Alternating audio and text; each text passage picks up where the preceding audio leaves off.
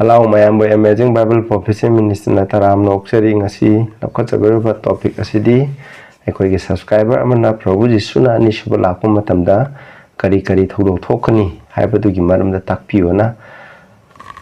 comment ibire aduna ngasi lakpa topic asidi Prabhu Jesu na Anisuba lakpada kari Thoudoksing thokadra haiba asigi maramda aikoi ni naminasi ahanbada aikoi ishoda patna tawminasi Shagada lebe pai shoyam thagasare ekoi Prabhu Jesu na Anisuba lakpa ekoi khudeng mona Prabhu Jesu na Anisuba lakpa kari Thoudoksing thokani haibasi gi maramda naki shastra takpi bada koi yamna khangni aduna tolapna na ehangna naki shastra dagi nahna Anisuba lakpa kari thokani haina takpi basing adu khara semchari masi aina ngang thokchagadori masi tana ke thawai sengmudana chingbiduna aina ngam kudemu na ke anung bagi matung no henbiu tari besina usingda zo haiba Thoudoksing ase pasana bhap tanaba nahna thawai sengmudu pinabiu aduga haiba segi matung ina sumba se khangnaga mipung kudemu ta sandokpa amasung share toba ohenbiu aduga nahna haiba ase induna chatpan pan pi haibu ohenbiu Prabhu Jesu gi mingda khurumjari amen sinau sai khoina Prabhu Jesu na Anisuba lakpada kari thokani haibase masi hana nenetringe mamangda Prabhu Jesu na lakadaba kyamna haibi khudam amakak aroiba khudam amakak aikoi yengminase Matthew 24 gi tara marida asumna hai ningtholeba ke apaba wapau asi jati punamukta sakhi oinanaba daibangpan apumbada sandokani aduga aroiba matam adu lakani hai masina ahanba ikoina hoje Prithibida Prabhu Jesu na Anisuba laktringi mamangda aikoi gi thogdang amalai madudi Prabhu Jesu gi ningtholeba ke apabo pau haibidi Prabhu na papi aikoi gi damak sibiraga papi aikoi je mongonda thajabigi mapana arang khubam phangani haiba masigi apabo pau se Prithibi mafang kuding ta sandok patai kari gi damak masi sakhi oigini kanbi khraba mising asu masigi mapana kanbi bani aduga siriba mising asu Ishona haiba Bible na haibado indabadagi sibani haibado madu khangngai kitamak sakhi oibani taingpanda lakraba mipung kudimak na siba natraga hingba haibase masa na tawjaba adugi mahini Ishona aikoida pangbiba yaba mateng pangbi thaujan pibi maki masana pibi adubu haidiba aduda aikoina indragadi mipung kudimak na siriba nokta chalibase masana masagi aningba apamadagi matung ina Ishorgi mayokta lepadagi ni haibase masi khangngai kidama masigi wapau te sandokadabni aduga Ishona Prabhu Jesu na Anisuba laktringaida akanwa warning amasu section wa amasupi madudi phongdokpiba tara marigi mapan tarada asumna hai ahum suba sagatutuna makhoigi matung induna khonjen hona hairei kanagumana sa adubu amsuma ki motibu kuramlabadi aduga marai bakta natraga makuta khudam phangnabadi mangna suma ki mai huna saubigi tengot aduda hajin khraba yansin nadriba ishogi saubigi yu adu thakani aduga mahakpu asengba sagadu singi amasung yaungmacha adugi mamangda mai amasung achakpa kantrukna wahangani hai snaw masina aroiba wanin masida sa hairibje sa amasung magi khudam phangba mising adugi laibakse norokta chatkani haina masida mayakshan hali masida palliba sa asigi maramda aina Bible da yamna haikre agi sermon kya thagakre haidiba sa dudi antichrist power ni haidiba antichrist power di Roman Catholic Church ki system masibu lusingdeba popna lusingdeba magi aramba takpi tambibaje masigi mayaktani magi khudam haiba asisum mana ishokurumbaga mari lena semba numito masigi mari lena pibani haibase aikoina kaugumsi Revelation 13 16 17 dasu asigi mari lainana asumna hai mahangna apikpa amsung asoba ina khunba sing amsung lairaba sing maning tamba amsung minai punamuta makoi yethang makutta natraga makoi marai pata kudam ama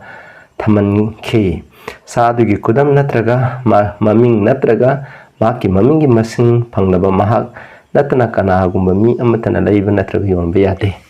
masida paliba sa adugi kudam haibadi Antichrist power haidi Roman Catholic Church ki magi khudam mase kariga mari lainai mabu khurambaga mari laineba masi maroina ishobu khuramba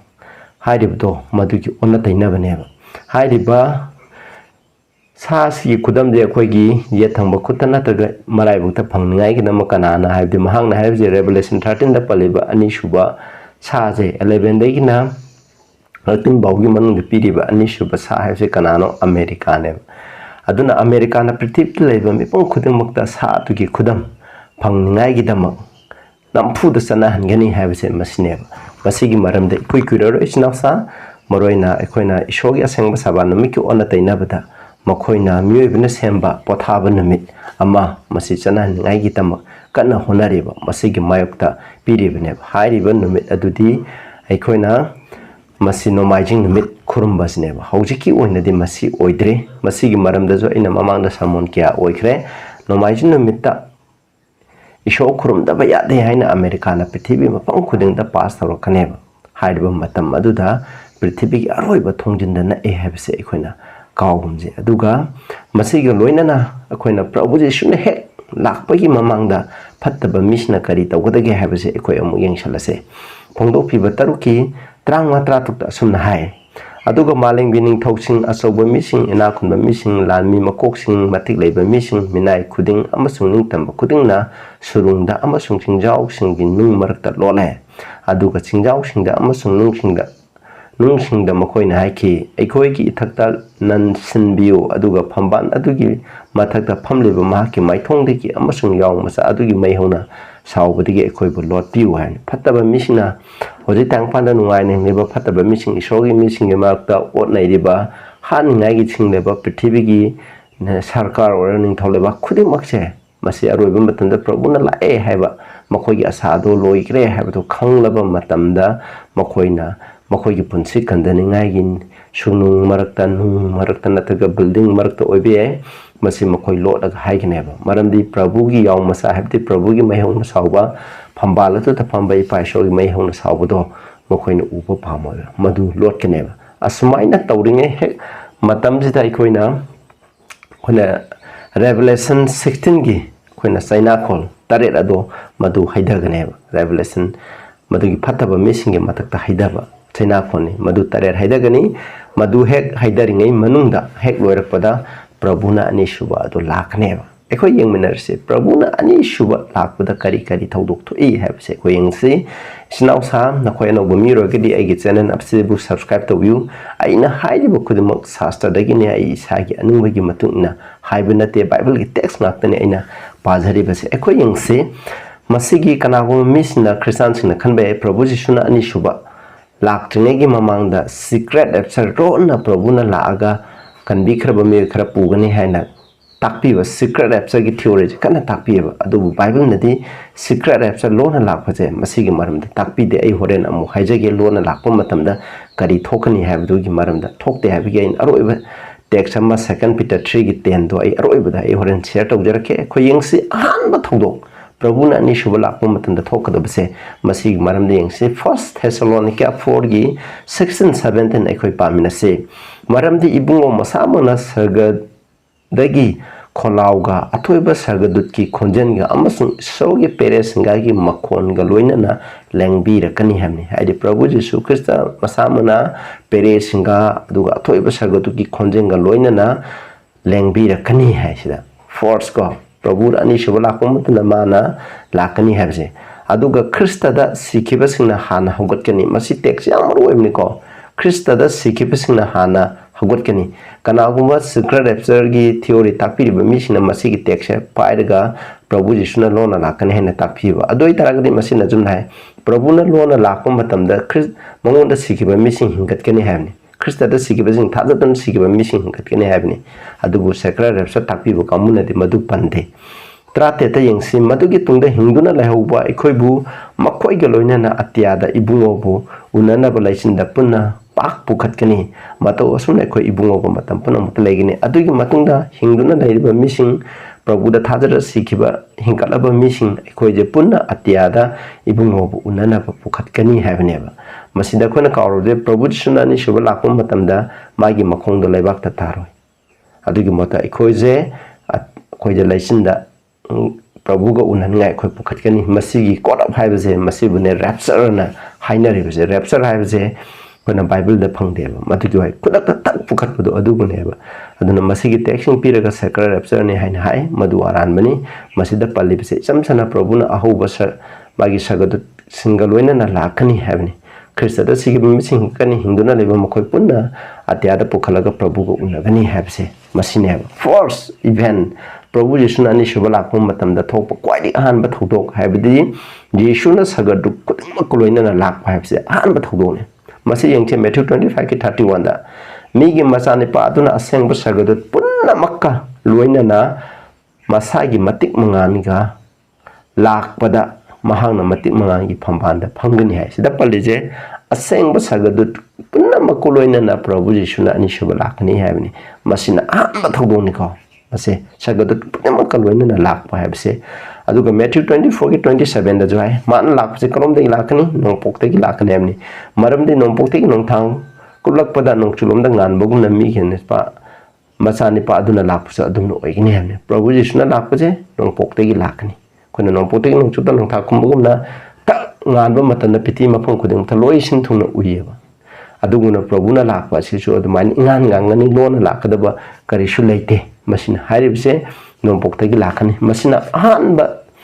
इबेनिको थौदोंनि प्रभु यीशुना लाखपदा थोकदबा अनिसुबना अहानबा हिंगतपजे थोकनी प्रभु यीशुना अनिसुबा एक लाखपगा अहानबा हिंगतपा थोकनी एखोना first lesson 4 की 16 दा पाखिदो ख्रिस्तदा सिगिबसिंग हिंगतकनी हाना हिंगतकनी हाबजे मसी फोंदोकपिबा 20 की 6 है अहानबा हिंगतपदा यावकरबा महक अदु याइफबनी हाबनी अमसुंग असेंगबनी अनिसुबा सिबना missing असिगी मथक्का मतिक लैररोय अदुबो मखोय ईश्वरगी अमसुंग ख्रिस्तगी पुरोयसिंग ओइगनी अदुगा मखोयना ख्रिस्तगा लोइना चैलिसिंग अमा पानमिन्नगनी है मसिदा हाइसे केनोदी अहानबा हिंगतपदा सर्ग चकदबा missing सिखिबा मिसिंगदगी सर्ग चकदबा मिसिंगे अहानबा हिंगतपदा सरुग याबा मिसिंग अदुबुने बिसनावसा अदुना अहानबा हिंगतपा प्रभुना अनिसुबा एक लाखपदा अहानबा हिंगतपजे मसी थोकनेबा मसी एखोइना कावबा यादे अदु अहानबा हिंगतपदा यावरिबा मिसिंग अदु धर्म चेनबा असेंगबा मिसिंगनेबा एखोइजु अदुगुमा मिसिंगी मरक्ता यावगे हाइतारगदि एखोइजु प्रभुदा चेना थाजरगा खोइ सिबा थाबा अदुगा एखोइ हिंगना हुजिक एखोइना हिंगना सगसप मिसिंग अदुगी मरक्ताजु एखोइना यावबा याय जॉन 5 की 28 29 दा हाय मसिदा ngakanu maramdi mongfamda laiba punamna mahaki khonjen tagadaba matam lakli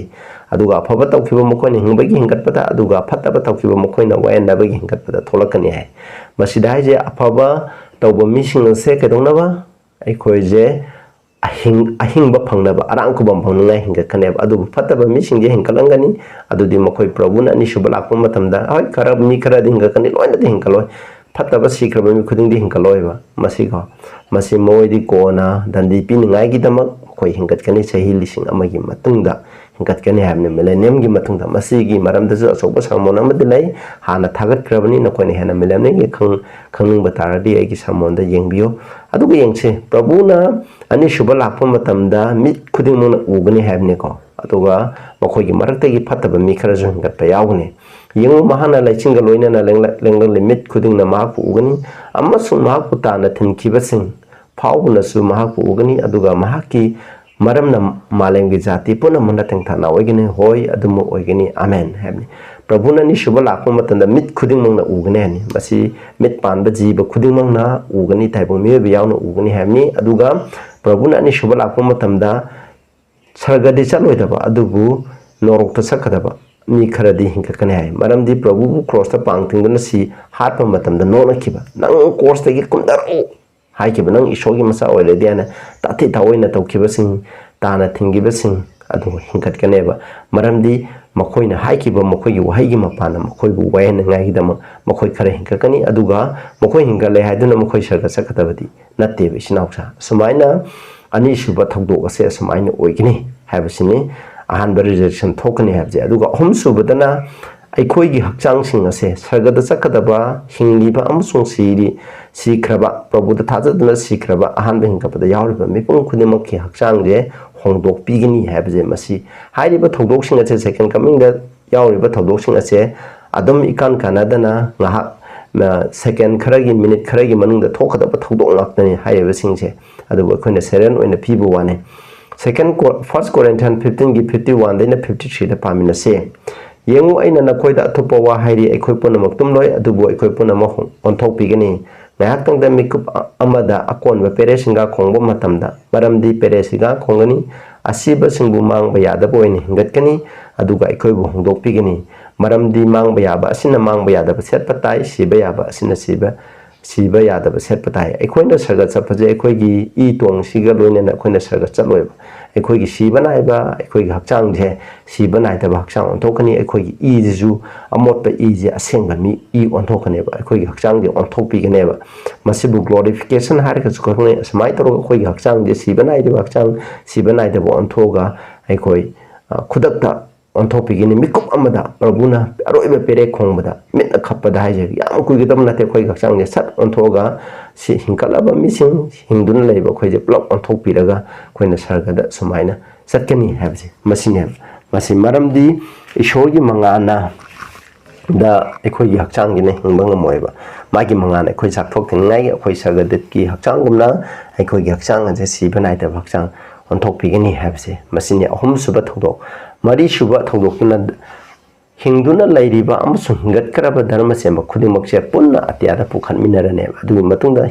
mikup amada makoi hakchang thoi adu punna atyada pukhalaga sarga da chatkani habisne ba masini yengje khoina first Thessalonians 4:16-17 akoina pakhre amona paragum jeba masidai je prabhuda thajatna sikiba missing hana hingatkani aduga hingduna lehoba akoibu makoi ga loina na atyada ibungo unana ba pukhatpirani haibaje masina mari shuba thodone atyada pukhalani prabhu ko unarani maki sadu sunga loina aduga matang asida khoina haibe prabhu ji suna lakku matamda magi sagadu singje pitibi kasin ko yasin bathung thakane magi dharma chemba hinkalai ba mising adu khom ningai ki dam thakani madugi maram dudi khoina pandarabane aduga manga suba thodok to ikhoi amu yengse dharma hingduna laiba phattaba mising ase prabhu ji suna ani suba lakpagi mangana makoi butumna chahangane sakthekane saktheklaga hatkane aikhoi second Thessalonians 2 gi aita aikhoi yengje pamina sikho adudagi ibungogi chindagi tholokpa nungsa sorgi mapana mangan gadaba amasung mahangna lenglakpagi matik mangan gi mapana tumna mahang gadaba ain thausadaba ma adubu phongdokani hamne masida ain thauta ta baidi antichrist power do kanana prabhu jisuna ani suba laktingai gi da antichrist power se laikneba mase maje kanana prabhu jisu kristagi nungsa sor amasung ma ki mangan mana lenglakpagi matik mangan ishorgi matik mangan aduna ma ko tumna mangan ne sorry akhona hebrew gi to ki large verse oirang mane na thajai masida yengbiro akhoi gi ishori achak pongmai ni haise akhona kawbe ade maki mangana ubomatunda pap haiba papna leidi bakchang makhaje tumna chakthekane asmai toduna mahana lakpagi mangana tangpanda leidi phattaba mising ase maki mangana chakthekane hingduna leiba phattaba mising do makhoi chakthekane masina taruk suba thodok to amu yengche malem prithvi ase maina tumna mangan gani maina chakani habni masida aikhoi second Peter 3 gi 10 da ibungo khoi numit adu huran bana ahingda lakpugumna lakani yengje ko aina ngasa hai gi ba second episode do lale habi gi text to sin hai huran bagumna ahingda lakpugumna lakani habni numit adu atya nong modon yamna nin khongbog loina na mangkhi gani akan ba maisana posing tuman gani malem amsum madigi manungda leiba pot khuding maina chakthekane habni prabhuna ani suba lakpa matamda mase malem prithvi ase nin khongbog loina na masi khoina mahi ongani habni hairiba text asigi makhada na khoina pathaba taragadi na khoina khangani 11 12 13 saida paaba matamdidi na khoina khangani mase manin ongani habni manin khoina mahi ongani habni